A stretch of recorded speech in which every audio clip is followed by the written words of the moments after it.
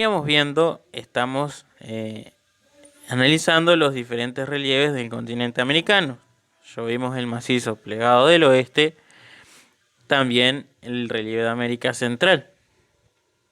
Y en la otra clase vimos el relieve de montañosos de América del Sur, es decir, la cordillera de los Andes. Ahora, los que nos amerita nuestro estudio serían las planicies del continente americano o las llanuras. Generalmente se encuentran ubicadas en el centro este del continente, ya sea si tenemos en cuenta América del Norte o América del Sur. Vamos a comenzar con las planicies norteamericanas. Pero podemos ir hablando que encontramos las llanuras en el centro, las montañas en el oeste y los macizos en el este, que también puede haber llanuras. Bueno, ¿cómo se formaron estos relieves? Fue por un proceso de depresión o hundimiento que se dio en esta zona donde se encuentran las llanuras. Y ahí se fue acumulando diversos sedimentos. ¿Qué son los sedimentos? Distintas partículas, arena, que se lo suele llamar loess también. Son partículas que se erosionan en otros relieves, como pueden ser los montañosos, y los vientos o las lluvias van acarreando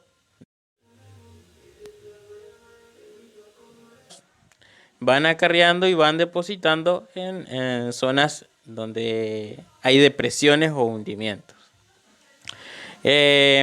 Generalmente las llanuras son recorridas por una extensa red de ríos, de cursos de aguas, y que reciben el nombre de esos cursos de aguas o de la red general de los cursos de agua, como en casos como la llanura del Mississippi, los llanos del Orinoco, que son por los ríos, la llanura amazónica, que es por el río Amazonas. En general tienen esa característica. Bueno, vamos a centrarnos en lo que es las planicies norteamericanas. Estas se extienden desde el océano glaciar ártico y llegan hasta proximidades del Golfo de México, es decir, recorren muchos kilómetros. Están formadas por sedimentos que contienen importantes recursos minerales, por ejemplo, el petróleo y el gas.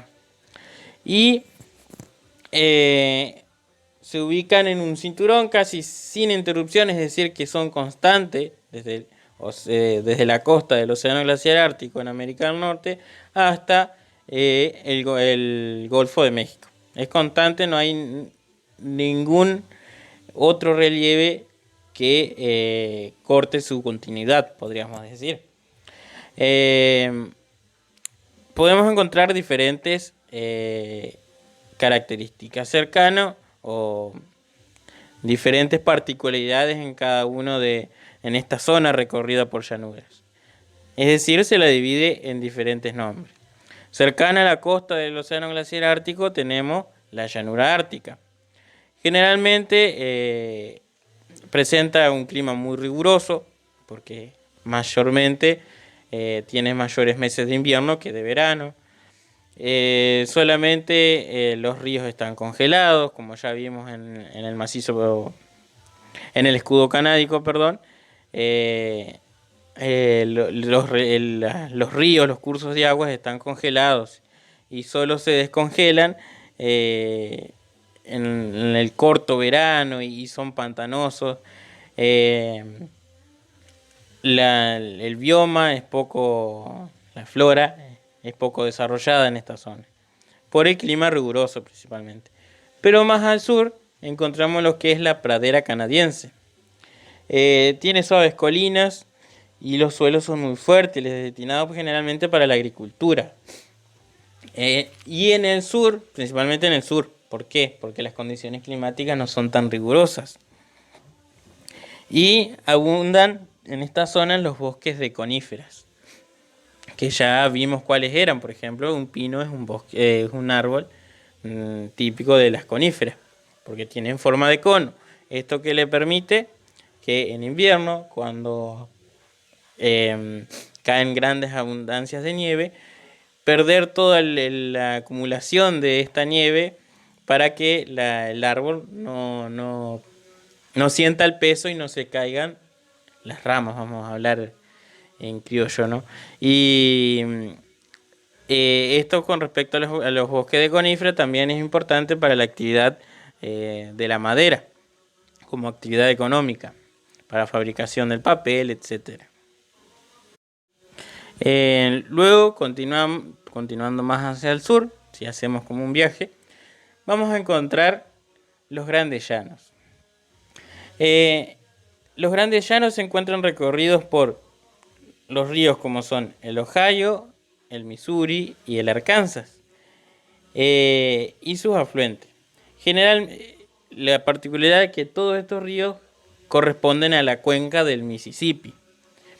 Bueno, en esta zona los periodos de lluvia se alternan con sequías, con grandes sequías. Por eso es una zona más árida y tienen presentes los fuertes vientos. ¿Por qué? Porque es una zona cercana, un poco más cercana a lo que son lo que sería el Polo Norte, y vienen vientos polares y muy fríos en invierno. Entonces una zona más rústica, podríamos decirle, y esos vientos producen una voladura de los suelos, es decir, se va erosionando. Las amplitudes térmicas, es decir, la diferencia de temperatura entre estaciones, son muy marcadas. ¿Por qué? Porque los veranos son muy cálidos y los inviernos son muy fríos, como les venía diciendo. Continuando el viaje, esto vamos a imaginarnos que es desde los grandes lagos del lago superior hasta llegar a las rocosas.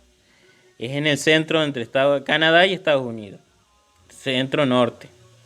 Más viniendo hacia el centro de Estados Unidos y al sur, centro sur, tenemos lo que es la llanura del Mississippi. Se recorre desde el centro de los Estados Unidos hasta el delta del río Mississippi, cercana al Golfo de México. Está formado por materiales depositados por el río homónimo, es decir, el Mississippi, y sus afluentes. Entonces, como ya dijimos, que eran el Missouri, el Arkansas, el Ohio.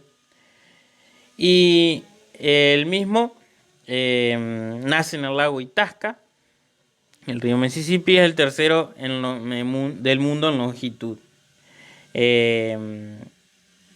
Su principal fuente es el Missouri, pero no vamos a detallar tanto porque esto lo vamos a hablar cuando demos cuencas, cuando demos hidrografía. El mismo transporta gran cantidad de sedimento y luego podemos describir los otros afluentes que tiene el río. Pero en sí la llanura del Mississippi, el clima que predomina es el clima templado. Y podemos considerar una franja más subtropical al sur, es decir, cercano al Golfo de México.